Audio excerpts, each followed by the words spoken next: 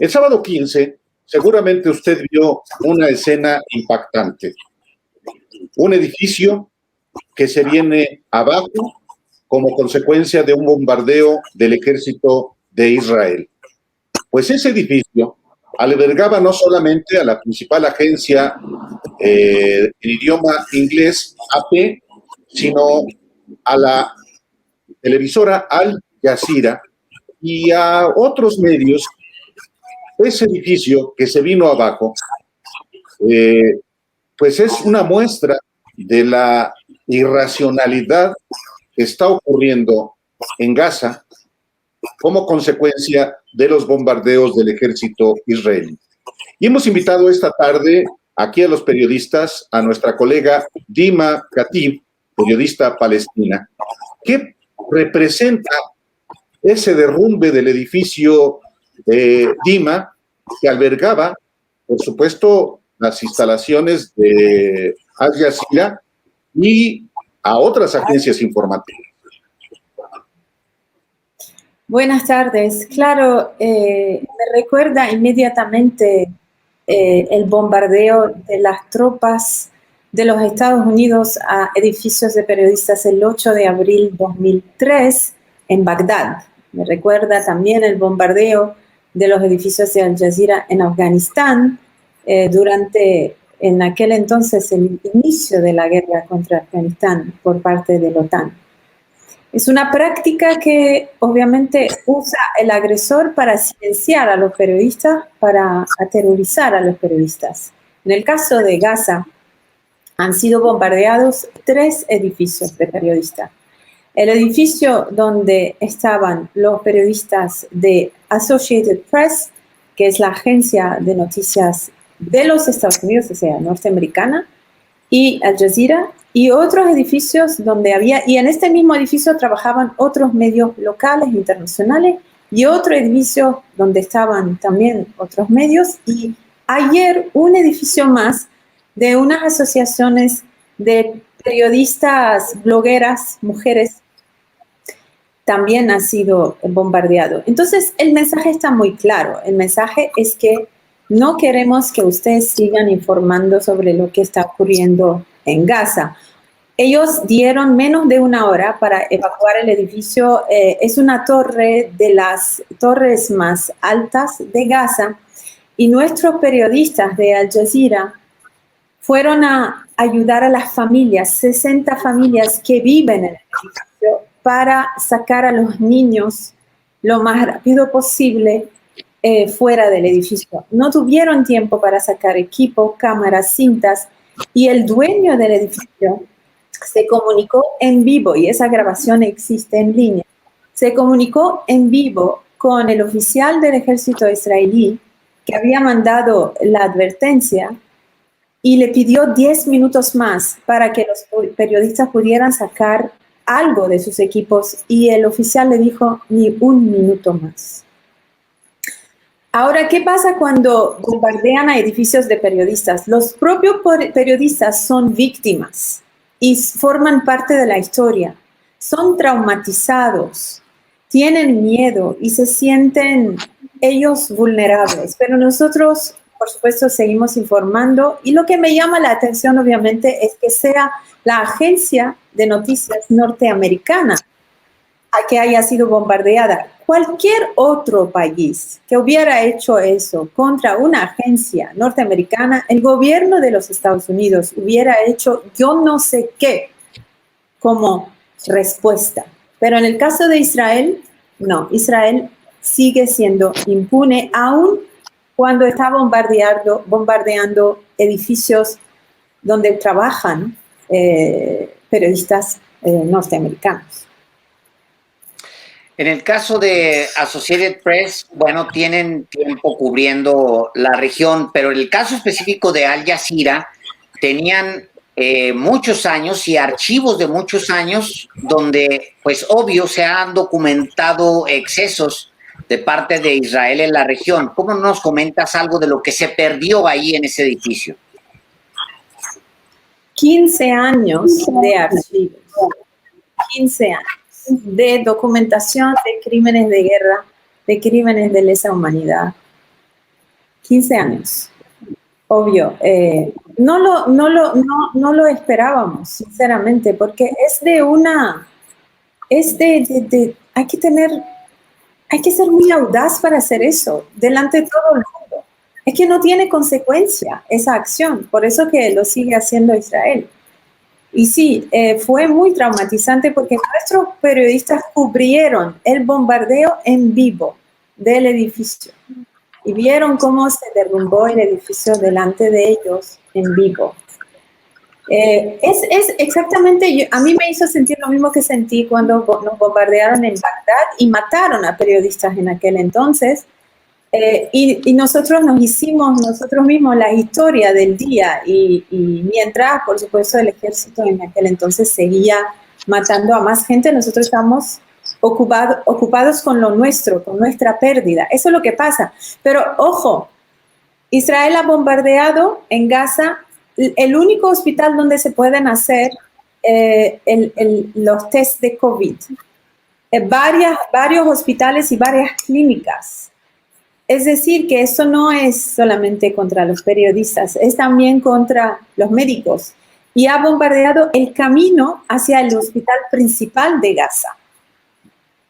Entonces, uno no se puede quejar. Si están bombardeando a los médicos, y obviamente hemos visto cómo están bombardeando a niños, el 40% de las víctimas de los bombardeos son mujeres y niños.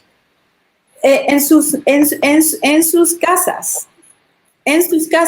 Y de hecho los residentes de Gaza han escrito mucho estos últimos días sobre cómo se preparan para la muerte. Hay dos métodos. Uno es intercambiar niños entre hermanos y hermanas para que no se muriera toda la familia de una vez, para que se quedaran dos niños de un lado con la otra familia, de la familia que hubiera sido bombardeada.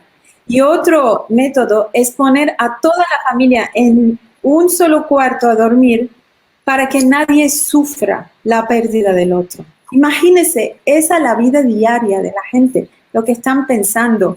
Todos los días están esperando que llegase la muerte hacia su casa, su cama.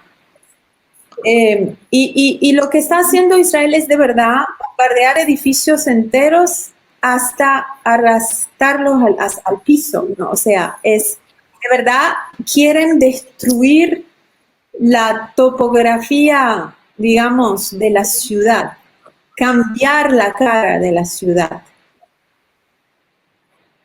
¿Cuál es el saldo que tú como periodista, Dima Khatif, has registrado como parte de tu trabajo periodístico? Es decir, ¿cuántas, en esta fase de los bombardeos, cuántas víctimas ha cobrado precisamente esta ofensiva del ejército de Israel?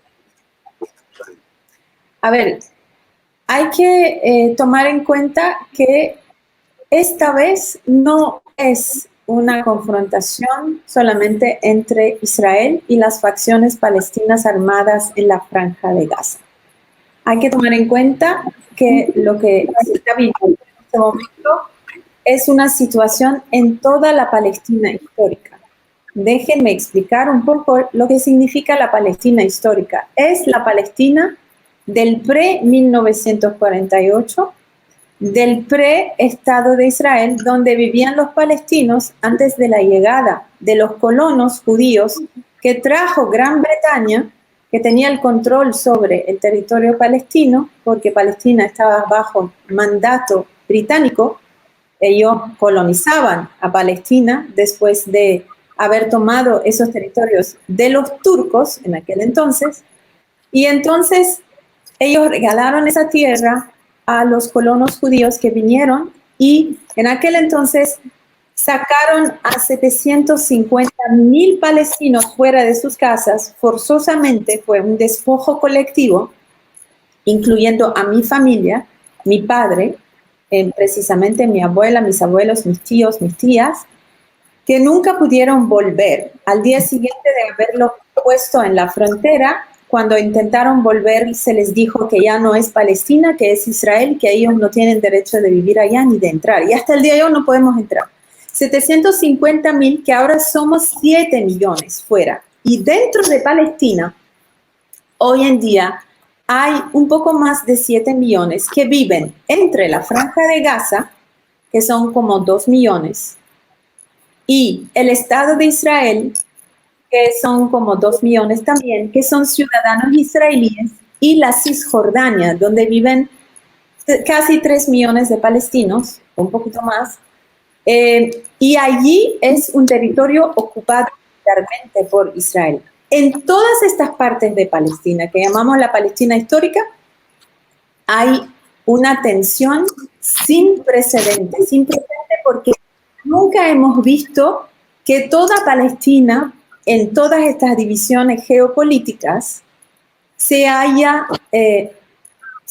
levantado para decir no a la ocupación militar, no al sistema de apartheid que hace del palestino un ciudadano menos que el ciudadano judío israelí, y no a estas agresiones totalmente brutales contra gente que está rezando en mezquitas, gente que está en la calle, despojos que siguen como en 1948 a gente que vive en Jerusalén, y eso lo vimos, que eso fue el núcleo que desató esa crisis. Un barrio en Jerusalén donde pretenden sacar a 500 palestinos de sus casas y poner a colonos viniendo de los Estados Unidos en su lugar. Entonces, todo esto está en llamas. Ayer murieron al menos cuatro palestinos en Cisjordania por tiros directos del ejército israelí en manifestaciones. Están muriendo también palestinos dentro del Estado de Israel porque también hay una rebelión. Ayer había una huelga general, y los de Gaza. Todo en total, yo diría que estamos llegando a casi 250 palestinos muertos. Otra vez, el 40% son mujeres y niños. Y hay más de 1,000 heridos solamente en la Franja de Gaza. Del lado israelí hay 12 israelíes muertos por los cohetes que lanzan los palestinos desde la Franja de Gaza, y hay daño en la infraestructura, aeropuertos cerrados, trenes que no van, que eso sí, sin presente, porque estamos hablando de uno de los ejércitos más poderosos, más avanzados, más sofisticados del mundo, que es el ejército israelí, que tiene el apoyo de los Estados Unidos. De hecho, el señor Biden acaba de regalarle a Netanyahu $735 millones en misiles guiados para matar a más palestinos, en plena crisis. Bueno, entonces digo, ese ejército tan poderoso frente a unas milicias, unos guerrilleros que están bajo asedio desde hace 15 años. La Franja de Gaza está bloqueada, la gente de Gaza no puede salir, nadie puede entrar, medicina no entra, el cemento entra por gotas, todo está sancionado. Y a pesar de esto lograron hacer que el Estado de Israel sufra daños a infraestructura, y que la gente vaya a los refugios. Esto es sin precedente. Dice Biden el día de hoy que Israel debe desescalar el conflicto, y la respuesta inmediata de Netanyahu fue gracias por la recomendación, y dice literalmente: apreciamos mucho el apoyo del presidente de Estados Unidos, pero Israel va a continuar adelante. Eso es lo que dice su operación en Gaza. Es decir, le está respondiendo, sí, pero bueno, vamos a seguirle nosotros con los ataques el tiempo que sea necesario, de acuerdo con lo que dice. Hay un gran tema de impunidad ahí en Palestina, es un tema de impunidad. Israel no ha recibido las sanciones en ningún momento que ameritan por ataques en donde mueren niños, pero también Estados Unidos no las ha recibido. Estados Unidos ha hecho operaciones similares en Afganistán, lo hizo en Irak y lo ha hecho casi en cualquier parte del mundo, siempre llevando guerras a los pueblos donde les interesa, llevar guerras, todo tipo de guerras, en este caso las guerras armadas. pueblo palestino, ¿qué opciones tiene, Dima? ¿Cuáles son las opciones que tiene un pueblo que ha sido invadido y expulsado y bombardeado? La única opción que tiene es resistir, es lo que está haciendo. Y quiero aclarar una cosa. La narrativa que imponen los medios, sobre todo sea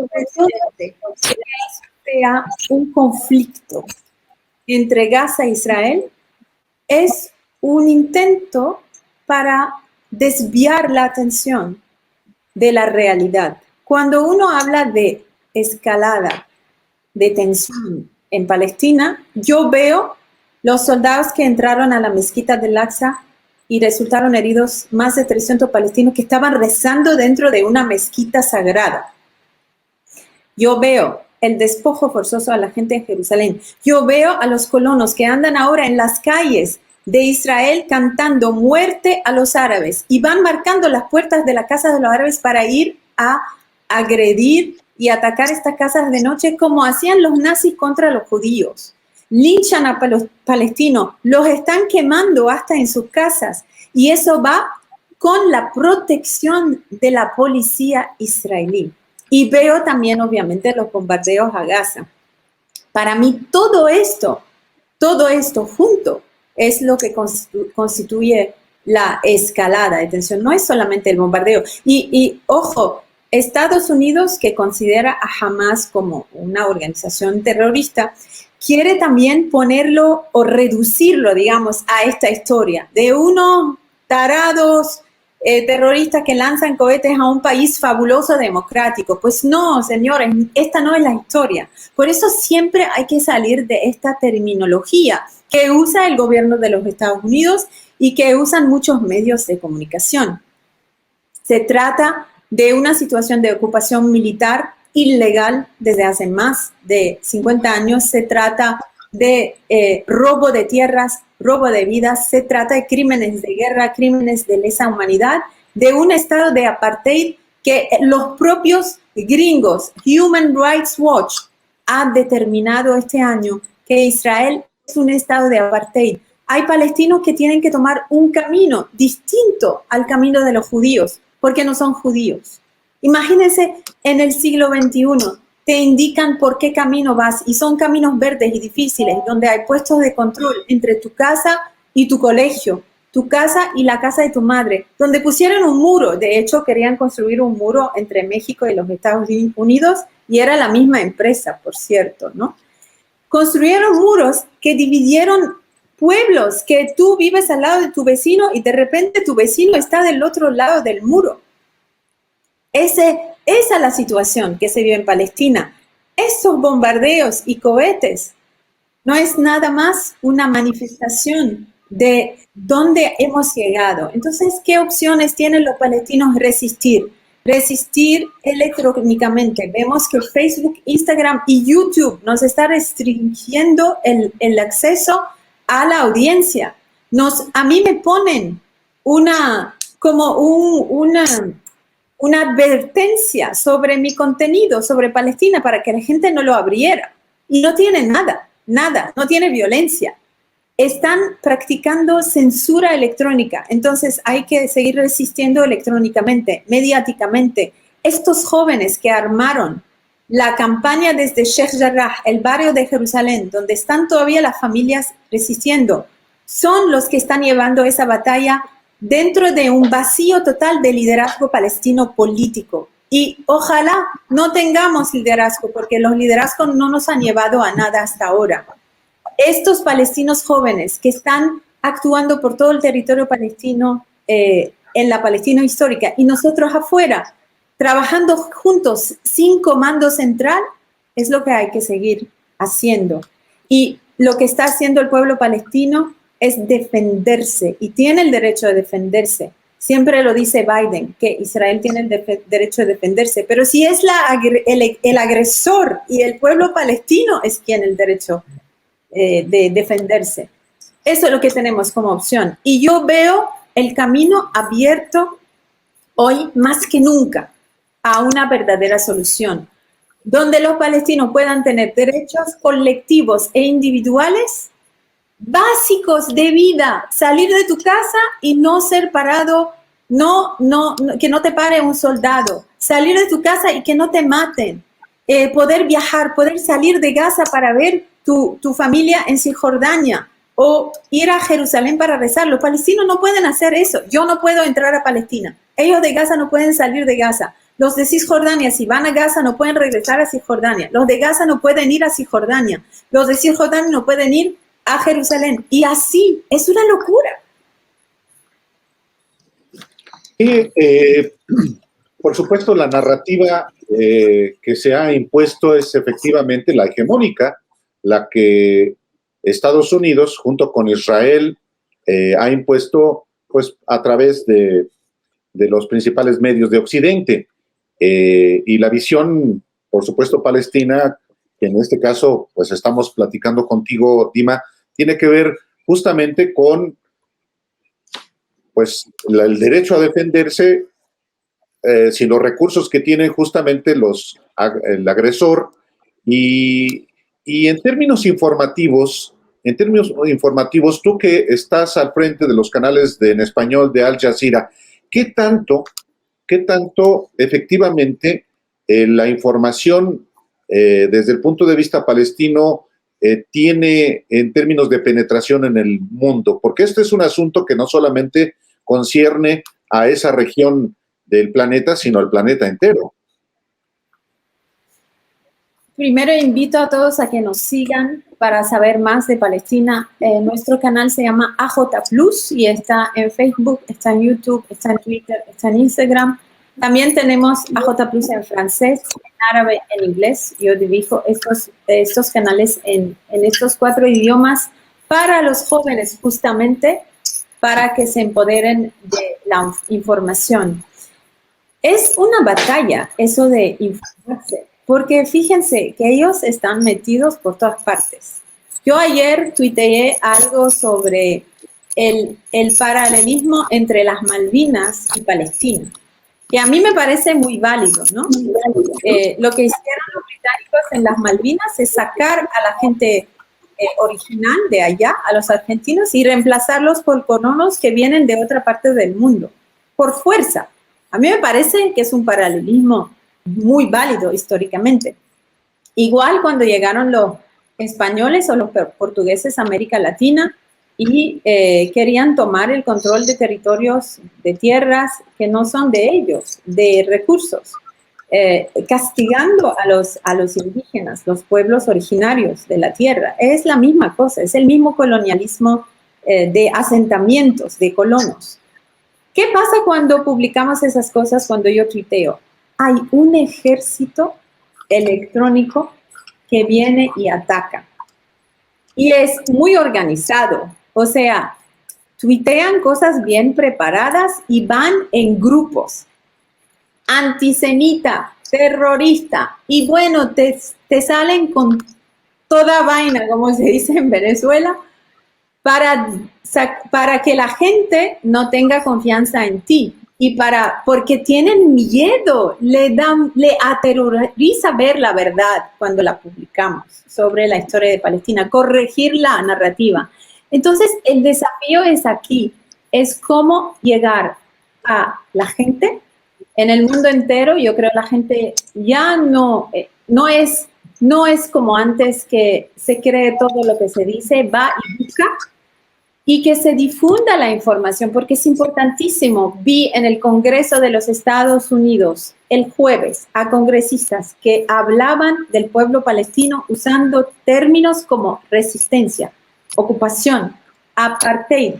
La primera vez en la historia de los Estados Unidos que he visto eso. Nunca había ocurrido eso. ¿Y quiénes son esos congresistas? Son jóvenes y además que se informan con AJ Plus en inglés y que siempre nos han retuiteado.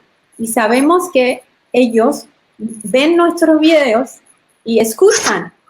Tiene resultado ese tipo de esfuerzo sobre varios años para que los políticos que tienen poder en países donde hay, como Estados Unidos, una verdadera posibilidad de cambiar cosas, para que ellos usen su poder para llegar a una justicia para el pueblo palestino. Lo puede hacer cualquier país. Todos los países del mundo pueden contribuir a la paz y a la justicia social para los palestinos. Dima Khatib, te agradecemos mucho que te hayas dado el tiempo para conversar este día aquí en Los Periodistas. Entiendo que te encuentras en Qatar ahora mismo.